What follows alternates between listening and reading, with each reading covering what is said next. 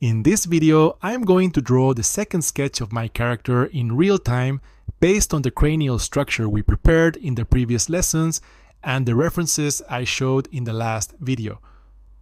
Although we need to start refining the features and style of our character in this second sketch, my advice is to keep a loose style and not worry about the details. You know the drill. First, we create a new layer for the new sketch.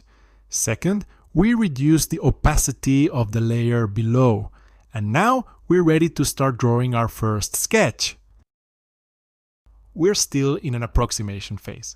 The important thing in this second phase is to start defining the traits that will characterize our character and make him recognizable. For some reason I can't explain very well, I usually start by drawing the left eye of my characters.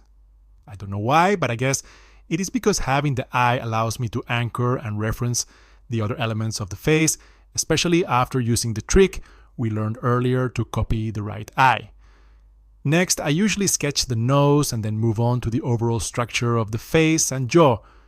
Throughout this video, you'll see me make a lot of mistakes and constantly correct my strokes. If this happens to you too, you should know that it's perfectly normal. I think it's because drawing on a screen is never exactly the same as drawing on paper, although fortunately, we can quickly correct it by pressing Ctrl Z to undo our last action. It's a command that I use hundreds or thousands of times whenever I draw, constantly. In general, I believe it is better to do this than to try to make very precise strokes. I prefer making loose and bold strokes which help me give a more dynamic or exaggerated look to my character, as my style is quite distant from more realistic figurative art.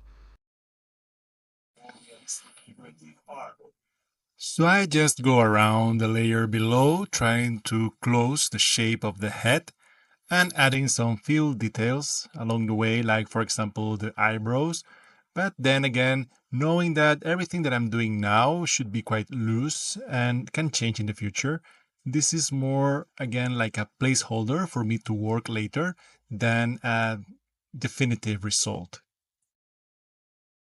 To define the shape of the head and jaw, I like to draw structural lines to check that all elements are connected correctly. For instance, I like to draw a line that goes from the outer ends of the nostrils to the outer ends of the chin, like this. I also like to make sure that the point where the character's ears would be located, more or less the midpoint between the eye line and the lower line of the ears, connect fluidly with the side of the mouth and the outer edge of the chin, forming a kind of diamond here at the bottom and a triangle up top. I also frequently connect the same point of the ear with the temple of the character, where the eyebrow would end, and project the line upwards, opening it slightly outward to define the lateral plane and the frontal plane. And sometimes I add other lines over the eye sockets and the origin of the nose. Having these structural lines helps me better visualize the volumes of the head, and sometimes I leave them as part of the final art. I am not sure why, but I like the way they look. For now, let's not worry about that, since none of what we are doing now will be visible at the end of the process. If you want to make sure that your face is symmetrical, we can do something very similar to what we did before. In this case, we can use the selection tool to select one half of the face, and then we can use Ctrl X to delete it. Then we can just duplicate the layer in which we have the other half of the face, and then we use the transform tool on the new layer to flip it so we have the other side of the face. Now we can click on it, holding Shift to move it to the right to the proper position.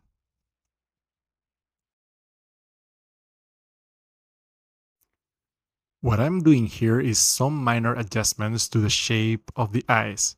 I want my captain to have a tired look, and to do so, I lower the eyelids, the upper eyelids, until they cover the pupil. This is a very useful technique, because otherwise, if you leave the pupil uncovered by the eyelids, It looks like the character is excited or happy or scared. If you cover part of the pupil with the upper eyelid, you will generate this look of tiredness or indifference, and this is what I'm going for with this character. Like I said before, this is just an approach and I will define more details later, but just in case you're curious about what I'm doing now, that's what I'm trying to do. Also, I'm adding a few more lines. Again, nothing too detailed, just to get a better feeling of the overall structure of the character. I decided to leave the facial hair and the hair for last, because this way we can use what we've learned previously to easily explore various design possibilities. For the mustache, for instance, I'm going to create a new layer and draw the mustache on this layer. You probably already imagine why I'm doing it this way, right? Indeed, having the mustache on a separate layer allows me to make adjustments quickly without having to erase and redo the lines on the lower layer. Again, very rough, very loose. I know it can look a little bit messy, but don't worry about that because we will fix that in the next step of the process.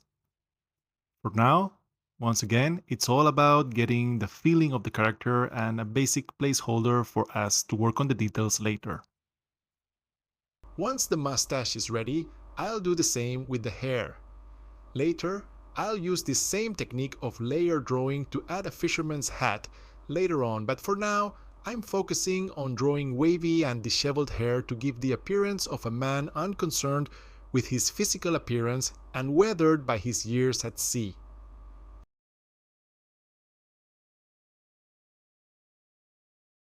After some tweaking and correcting, our second sketch is ready. Remember that we should not spend too much time drawing details, but we should keep our sketch loose and open to changes. What do you think? To me, it seems promising, but perhaps we want to try some alternatives before finalizing the sketch. Let's see how to do it as quickly as possible using layer groups. The first thing I recommend is to group all the layers we have of our character, head, mustache, and hair, into a group or folders of layers. To do this, first we need to select the layers we want to group. Remember that to select several layers, we can click on the first one and while holding down the Shift key, click on the last one. When we have all the layers selected, we can right-click on any of them and select Create Folder and Insert Layer. This will create a folder of layers and put our layers inside it. We can expand or collapse this folder to show or hide the layers inside it by clicking on the small arrow to its left. Just as with layers, we can also rename the folder by double-clicking on its name. Having the layers grouped allows us to manipulate them all at the same time. For example, if I use the Object tool with an active group of layers, I can move all the visible layers at the same time. Or, for example, we can duplicate the whole group with a single click, creating a second group of layers.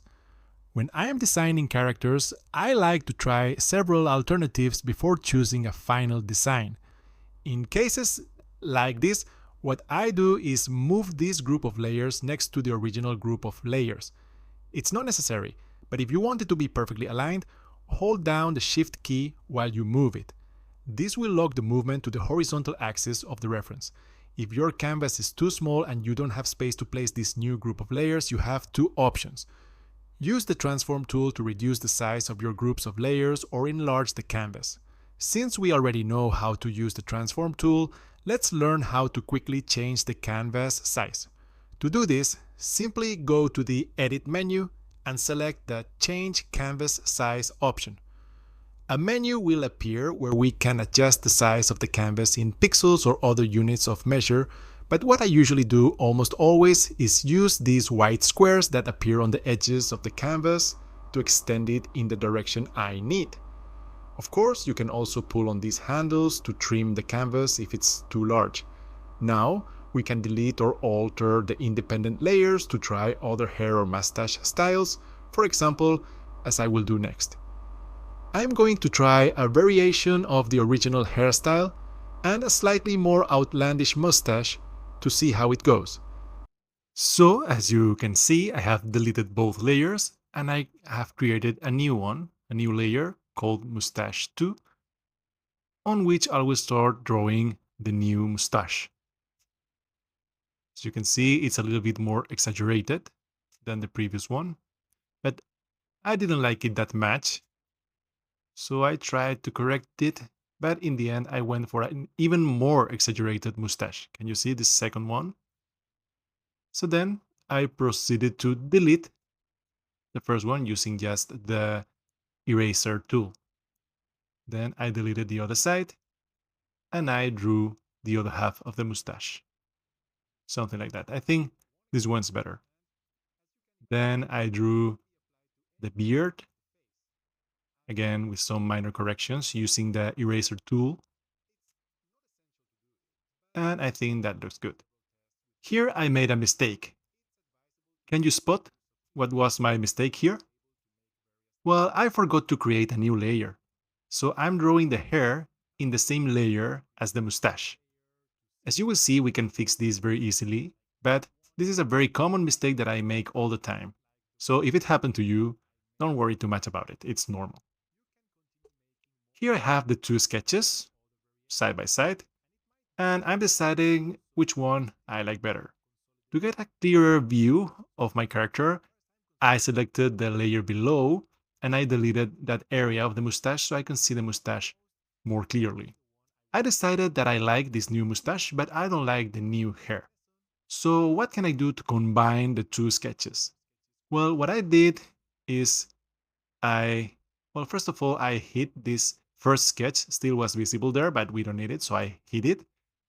And then to mix the two sketches, what I did is to select this layer, the one that I did wrongly because I did the two elements in the same layer, and I use this lasso tool. This lasso tool is very, very interesting because with this lasso tool, we can create custom shapes by clicking and dragging the mouse along our workspace.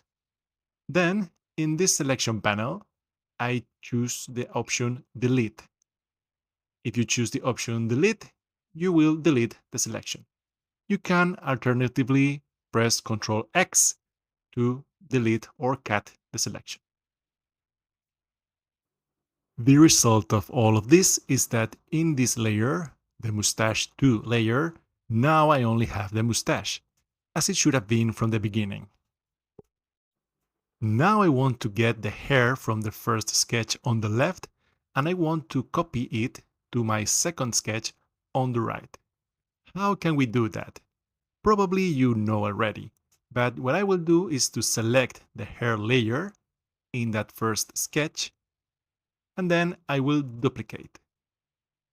And then I will move that layer up by dragging it. And now, using the object tool, I will move the hair to the correct position on the second sketch.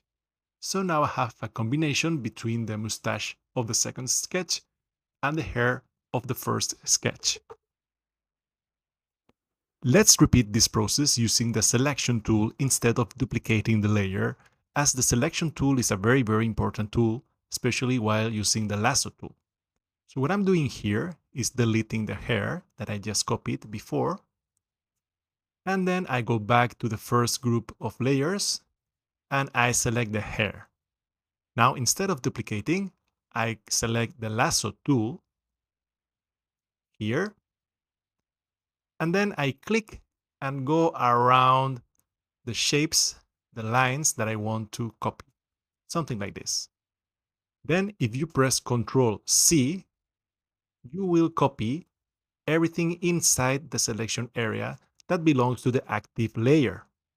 Then you press Ctrl V to paste what you copied right now. Here, using the object tool, I can move what I just copied now to the second sketch. And now I just need to make sure that the layer is located in the group that it belongs to.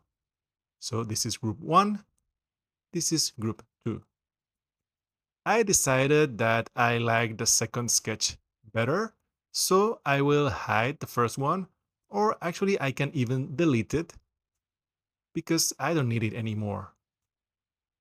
Now I will just center this sketch in the middle of the canvas, and I think we're ready to move on. Maybe you are wondering why I keep this sketch 1 layer, and honestly, I could as well delete it. It serves no purpose for this sketch because we already moved on to the next phase.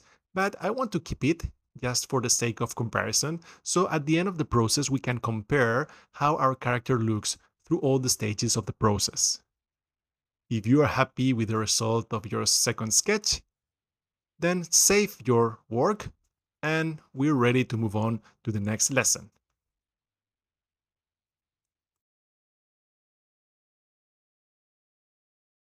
Here you have two more examples of other characters in the same design phase, that is, in the second sketch.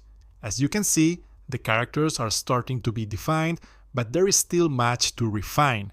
In the character on the right, the female character, you can also see how the hairline has been drawn over the cranial structure that I defined in the first sketch, which is now partially invisible.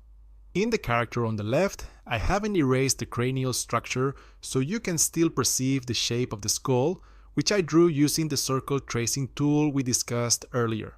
These are just two examples, but I believe they represent well the level of detail we want to reach at this stage.